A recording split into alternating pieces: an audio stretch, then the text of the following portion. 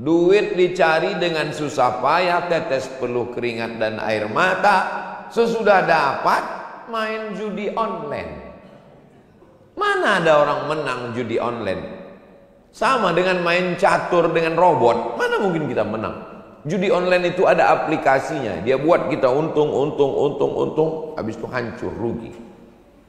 Nanti kalau saya jelaskan curiga pula jamaah. Kayaknya Ustaz pernah main juga ini. Jadi sekarang banyak manusia ini setelah dia buat dosa, dengan penuh kesadaran dia bisa memilih, tapi dia melakukan kesalahan yang paling fatal, dia menyalahkan Tuhan. Padahal manusia ini, Bapak Ibu hafal semua ayatnya. Wa nafsin wa ma sawwaha fa alhamaha fujuraha wa taqwaha. Jiwa dan penciptaannya Allah berikan jalan fujur, jahat, minum, khamar, zina, mabuk, sakau, wa taqwaha, ikhlas, baik, salat, zakat, puasa, sunat, haji. Qad aflaha man zakkaha, beruntunglah orang yang mensucikan dirinya. Wa qad khaba man dassaha, merugilah orang yang mengotori jiwanya. Hari ini pagi-pagi hujan, enaknya menarik. Oh, sepakat semua nih. Tapi dengan susah payah, mandi bersih, datang ke masjid Salsabila, melangkahkan kaki bismillah tawakkaltu 'ala Allah la haula wala quwata illa billah. Ini datang ke masjid ini pilihan atau keterpaksaan?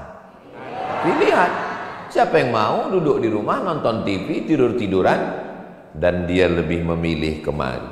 Allah berjanji, walladzina jahadu fina, siapa yang bermujahadah melawan hawa nafsunya lalu dia mencari jalan Allah, lanahdiyannahum subulana, kami akan menunjukkan jalan kami. Jadi kita ini dari mulai bangun pagi tadi sudah berjihad. Pilihannya antara dua, tidur atau bangun subuh. Lawan kantuk, bangun. Bismika Allah, apa pula bismika? Alhamdulillahilladzi ahyana ba'da ma amatana wa ilaihi nusyur. Salat di rumah ajalah. Salat di rumah apa di masjid? Di rumah apa di masjid? Di rumah, di masjid. Di rumah, di masjid. Di rumah. Coba teruskan. Di masjid, di rumah. Di masjid, di rumah, di masjid. Pergi ke masjid. Kita selalu ada pilihan-pilihan. Sholat, zikir, baca Quran atau tidak. Tadi malam makan sahur? Tidak. Makan sahur? Tidak. Makan sahur. Kata Pak Erzaldi tadi malam, mengantar saya pulang dari Bangka Selatan, masuk pintu kamar hotel. Ustadz Somad mau sahur pakai lauk apa? Saya bilang nasi bungkus, nasi campur. Pagi tadi langsung datang nasi bungkus, nasi campur. Saya ngasih tahu ini supaya jangan siapkan teh manis. Kami sedang puasa sunat Tasu'ah, Tasi'ah 9, Tasu'ah tanggal 9 Muharram hari ini, Asyura 10, besok 10. Yang paling bagus 3 hari, 9, 10, 11. Tak sanggup 2 hari, 9, 10. Tak juga sanggup, enggak apa-apa, 10 aja pun enggak apa-apa, besok. 10 tak juga sanggup, pergi ke laut. Ngapain Pak Ustadz? Terjun ke laut. Saya tidak sanggup. Ada satu pintu di surga itu namanya, nama mata airnya Ainun fiha salsabila. Ada mata air namanya Salsabila. Cantik nama anak perempuan. Siapa nama anaknya? Salsabila. Masya Allah. Mudah-mudahan ibu bapak punya anak perempuan. Saya juga, saya tak ada anak perempuan. Nama pintunya Babur Rayyan. Rayyan la yadkhuluhu illa shaimun. Hanya dimasuki oleh orang yang puasa. Jadi amal yang paling bagus bulan Muharram ini, Syahrullahil Muharram, Wa minal hurumi fasum. Bulan haram puasalah engkau. Bulan haram itu ada 4. Zulqa'dah, Zulhijjah, Muharram, Rajab. Zulqa'dah, Zulhijjah, Muharram, Rajab. Tidak ditengok tanggal berapa. Pokoknya silakan aja puasa. Tapi yang dilarang itu ada tanggalnya. Yang tidak boleh 10 Zulhijjah, 11, 12, 13. 4 hari ini haram puasa. Kenapa? Karena hari makan kambing. Tak boleh. Kalau puasa kita tanggal 10, 11, 12, 13 mubazir lah, kambing-kambing itu busuk. Akhirnya kita habiskan kambing. Bagaimana kambing yang kemarin? Sudah habis? Alhamdulillah. Nah, bagi yang sakit-sakit, ketika kita pergi ke pasar beli apel. Apel Pak Ustaz? Iya, apel. Di belakang rumah kita ada jambu, kita petik, bawa letak ke meja makan. Kita belah apel putih bersih, kita belah jambu berulat. Pertanyaannya, kenapa ulat tidak makan apel? Karena apel mahal Pak Ustaz? Bukan. Kenapa ulat tak makan apel? Karena apel disemprot pestisida, sedangkan jambu tak disemprot. Akhirnya ulat makan jambu. Sebetulnya lebih cerdas ulat apa kita? Lebih cerdas ulat. Buktinya ulat tak makan pestisida. Pergi kita ke pasar, tempat jual ikan asin, itu ikan asin yang dikerumuni lalat. Kenapa ikan asin yang di sini tak ada lalat? Rupanya ikan asin ini disiram formalin, pengawet mayat. Lalat tahu, orang tak tahu. Akhirnya dimakannya ikan asin yang pakai pengawet mayat. 2 bulan dimakan langsung jadi mayat. Kita makan buah dengan pestisida. Kita makan ikan asin, ternyata ada formalin masuk ke dalam badan. Badan kita tidak bisa mengolah. Saya makan pisang, kulit pisangnya saya buang ke tanah, kulit pisangnya busuk. Tapi kalau kita minum teh, botolnya plastik, dibuang ke dalam tanah, plastiknya menggumpal 100 tahun tidak busuk. Maka jangan buang plastik ke tanah, jangan buang plastik ke laut. Lagi minum teh es, buang plastiknya ke laut, plastiknya masuk ke dalam. Plastik yang masuk ke dalam itu ditengok oleh ubur, ditengok oleh penyu, ditengok penyu, kura-kura makanannya ubur, ditengoknya ubur, ini macam ubur, pas dimakan rupanya plastik. Jangan buang sampah plastik ke laut, jangan buang sampah plastik ke tanah. Sampah plastik mesti dibakar. Adapun nasi, sampah-sampah ikan itu buang ke tanah bagus, jadi pupuk, kompos. Tapi kalau plastik, begitu juga kalau plastik ini masuk ke badan kita, termasuklah ini pengawet, penyedap rasa. Saya sampai sekarang tidak makan makanan yang ada pengawet. Kalau makan tahu goreng habis. Kalau makan ayam goreng habis. Jangan makan ayam cepat saji pakai pengawet, pakai pengenak makanan, menggumpal di dalam badan. Jadi apa dia? Badan kita tidak bisa mengolahnya. Masuk ke badan kita menjadi CANCER. Orang barat menyebutnya cancer. Orang kita payah nyebut cancer. Kenapa? Kanker. Menggumpal dalam badan jadi apa? Jadi kista. Anak SD kena kista. Nggak masuk akal. Kok bisa anak SD kena kista? Rupanya minumnya pengawet, makanannya cepat saji. Anak SD kena diabetes. Loh, anak SD kok bisa kena diabetes? Rupanya minumannya minuman kaleng, minumannya minuman bersoda, minumannya minuman tidak pakai gula. Saya kalau minum teh itu dituangkan gula. Memang betul gula. Ini sekarang ada minuman yang manis tapi bukan gula. Apa namanya? Pemanis buatan, bahan kimia. Itu semua racun menggumpal di dalam badan, jadi kanker, jadi tumor, jadi penyakit, jadi kista. Bagaimana cara membuangnya? Dibakar. Itu yang berada di dalam badan kita itu dibakar. Itulah dia kemoterapi. Di kemo. Mudah-mudahan yang sakit-sakit diangkat Allah penyakitnya. Ternyata orang barat menemukan obatnya. Namanya fasting terapi. Terapi fasting. Fasting itu apa? Tidak makan pagi, tidak makan siang, tidak makan malam. Rupanya kalau kita ini tidak makan, badan kita itu memakan diri kita sendiri. Segala kelebihan kolesterol, kelebihan gula, kelebihan penyakit yang ada dalam badan itu dimakan oleh badan kita sendiri. Saya waktu baca terapi fasting dikasih sama jamaah, Ustaz Somad, tengok ini ada iklan terapi fasting. Katanya jangan makan 8 hari dalam sebulan, badan kita sehat. Jangan makan 30 hari dalam setahun, badan kita sehat. Allahu Akbar, subhanallah, masya Allah, tabarakallah. 8 hari dalam sebulan, Senin, Kamis, Senin, Kamis, Senin, Kamis, Senin, Kamis. 30 hari dalam setahun, syahrul Ramadan alladzi unzila fihil Quran. Itu mukjizat Nabi Muhammad sallallahu alaihi wasallam. Banyak orang sekarang jogging pagi-pagi, habis sholat subuh jogging. Jogging kemana Pak? Lari Pak Ustaz. Lari apa? Lari dari kenyataan. Orang jogging itu ada 3 kemungkinan. Yang pertama, mau membakar kalori. Yang kedua, lari dari bini.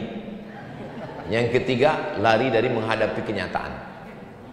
Mudah-mudahan Bapak Ibu tidak termasuk yang itu. Banyak orang sekarang menipu diri sendiri. Habis sholat subuh lari. Habis itu singgah makan 1 mangkuk mie ayam, 1 mangkuk soto, 1 mangkuk empek-empek kapal selam. Yang dibakar 1 mangkuk ditambah 3 mangkuk. Skor 3-2. Jadi yang paling bagus adalah puasa. Masih ada kesempatan. Nanti malam makan sahur, puasa Asyura. Puasa Asyura yukaffirus sanatal madiyata, mengampunkan dosa setahun yang lalu. Mudah-mudahan dosa kita setahun yang lalu diampunkan Allah Subhanahu wa taala. Kalau yang puasa besok tambah 1 hari lagi, 10-11. Saya nggak bisa puasa Pak Ustadz. Datang bapak-bapak menjumpai saya, badannya berotot, tegap, kumisnya melintang. Yang kebetulan sifatnya sama, bukan dia yang saya maksud. Ustadz Somad, saya nggak bisa puasa Pak Ustadz. Loh, badan bapak berotot, kumis melintang, kenapa nggak bisa puasa? Buah pinggang saya tinggal 1. Sudah dibuang cuci darah. Nauzubillah. Mudah-mudahan yang sakit-sakit sehat. Amin. Kata dokter Malaka ngasih tahu jangan puasa karena badan nggak tahan. Jadi rupanya puasa ini tidak tengok badan. Ada orang yang kurus tahan puasa. Banyak jamaah ini menduga saya ini kurus disangkanya rajin puasa. Enggak. Kemarin waktu di PT Timah ditanya sama salah satu Pak Direksi, ada yang mau saya tanya Pak Ustadz. Apa Pak? Ustadz makannya diatur ya? Enggak, saya bilang. Saya pantang saya cuma 1, pantang dekat, habis. Tapi saya tengok badan Ustadz nggak gemuk-gemuk. Ada dokter di Batam ngasih tahu saya, Ustadz Somad jangan terlalu kurus, Ustadz agak gemuk sedikit, katanya. Terus saya bilang, gimana caranya biar nambah berat badan? Ustadz minum SKM, susu kental manis. Pagi 1 gelas, siang 1 gelas, malam 1 gelas. Sehari 3 gelas. Saya belilah susu kental manis 90 saset. 1 hari 3 saset. Setelah sebulan saya minum, saya timbang, nggak naik. Telepon, Ustadz Somad sudah minum SKM? Sudah Pak. Berapa nambah? Nggak nambah. Kalau gitu Ustadz terima aja, ini sudah takdir Allah. Jadi saya ini apapun yang saya makan nggak nambah-nambah. Jadi memang ada orang model macam begitu. Tapi ada jenis manusia ini, dia tidak makan, baru nengok aja langsung gemuk. Ada.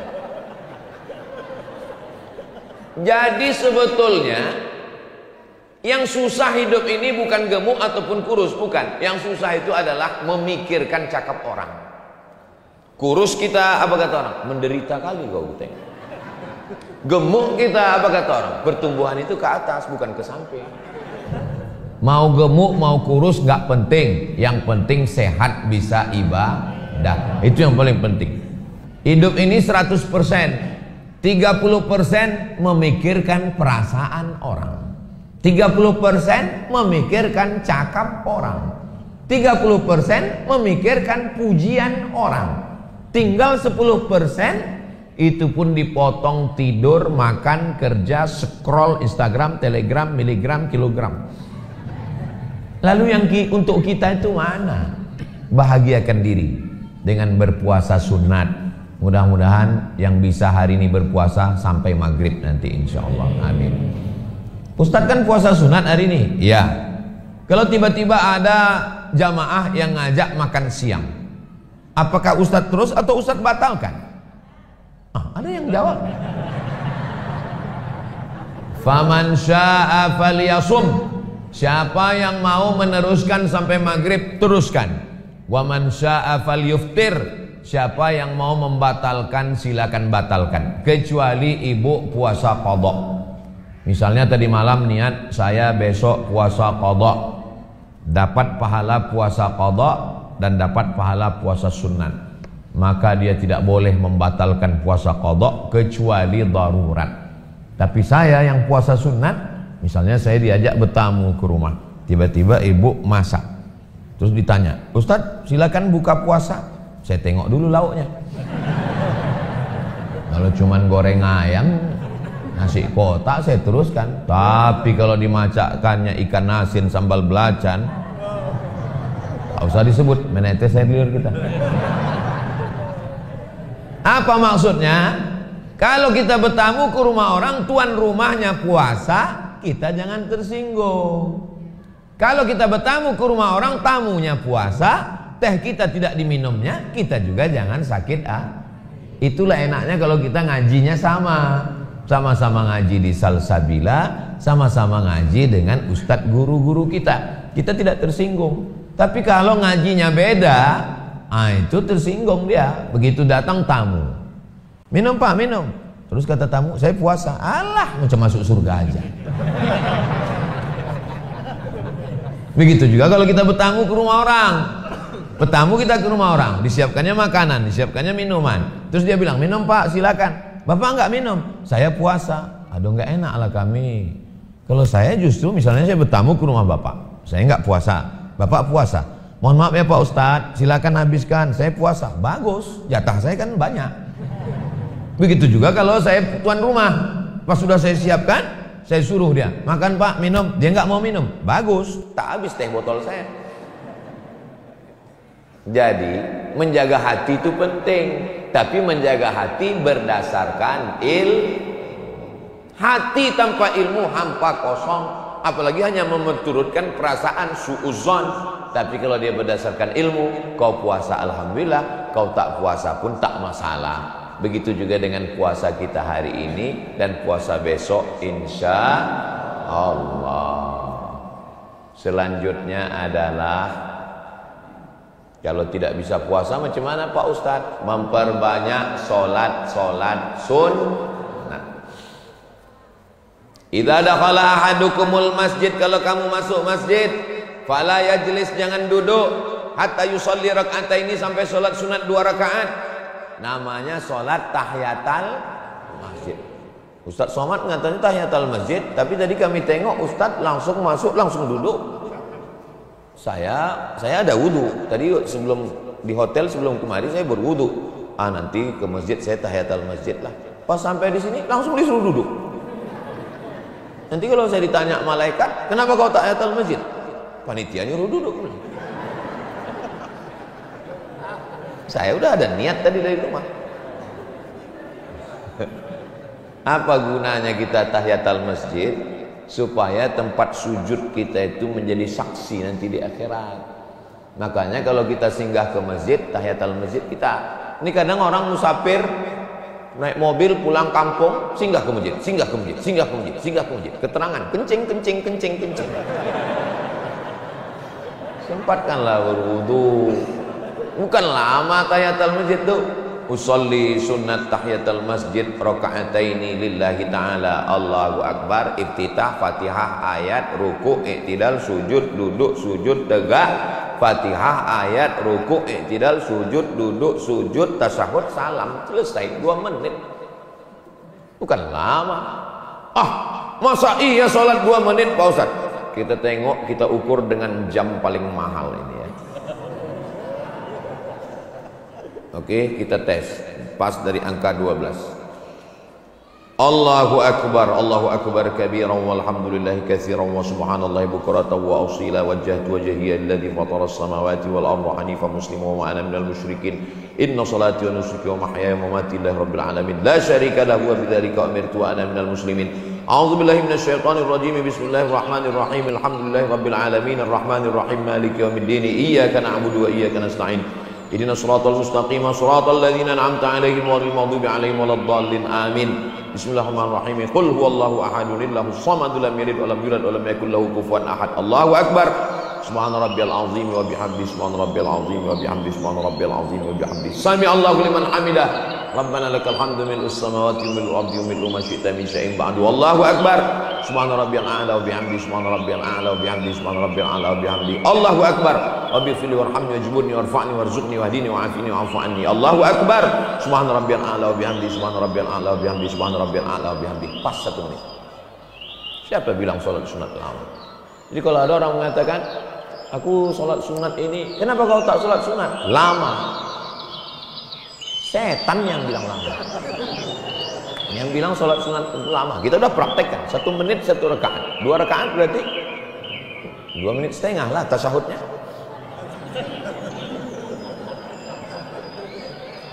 Qabliyah subuh jangan sampai tinggal. Qabliyah subuh. Rakaat al-fajri 2 rakaat qabliyah subuh khairum minad dunya wa ma fiha. Lebih baik daripada dunia beserta isinya. Yang paling kaya bukan konglomerat, yang paling kaya bukan Bill Gates, yang paling kaya adalah orang yang tadi 2 rakaat qabliyah subuh. Yang paling miskin bukan asnaf zakat, yang paling miskin adalah yang tadi tidak qabliyah subuh. Ustadz, bagaimana kalau saya bangunnya jam 5.30? Orang sudah sholat subuh di masjid. Bangun jam 5.30, jangan langsung sholat subuh, tetap qabliyah subuh. Kalau saya bangun jam 8 Pak Ustaz, nyari gara-gara itu namanya.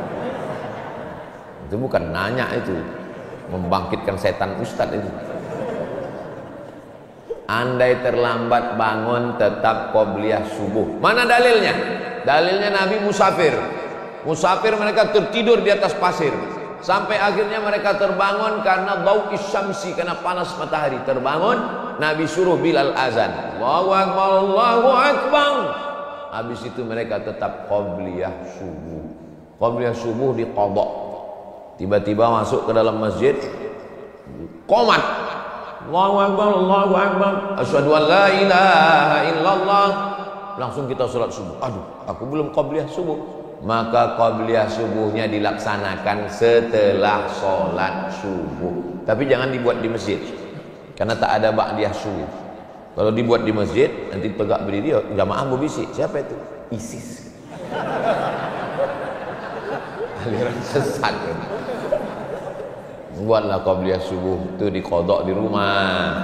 Qabliyah subuh, apalagi sampai ke masjid, sholat subuh.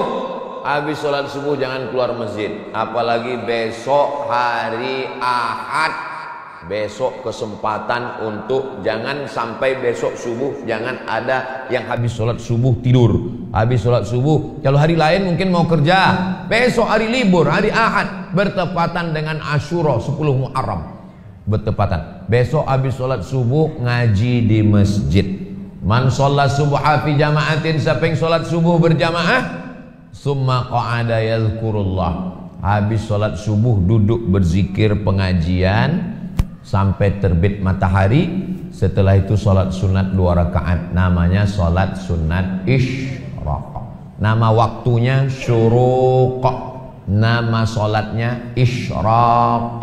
Nama waktunya syuruq, nama sholatnya isyraq. Soalnya banyak yang salah. Nah, Bapak Ibu, kita sholat syuruq, pas dikasih tahu salah Pak, nama waktunya yang syuruq, nama sholatnya isyraq. Nggak apa-apa, yang penting sholat. Daripada nggak sholat, ya, kalau salah itu ya terima aja, nggak usah merengkel, nggak usah ngelawan. Usolli sunnatal isyraq raka'ataini lillahi ta'ala. Ayatnya Pak Ustadz, ayatnya Pak Ustadz macam banyak aja hafalan. Ya kul wallah itulah, apalagi. Nggak ada sholat sunat itu disuruh ayat itu ayat ini. Faqra'u ma tayassara minal Qur'an. Baca apa yang mudah bagimu dari Al-Quran. Kalau saya sudah sholat sunat isyraq, ya, terus kan masih ada waktu kosong duha, apa boleh saya sholat duha? Boleh. Berapa rakaat? Yusolli 4 rakaatin thumma yazidu ma syaa.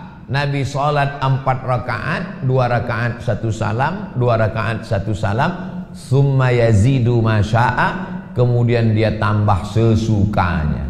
Sholat duha tak ada batasan, 2 rakaat, 4 rakaat, 6 rakaat, 8 rakaat, 12 rakaat. Makanya ada orang yang sholat sunat.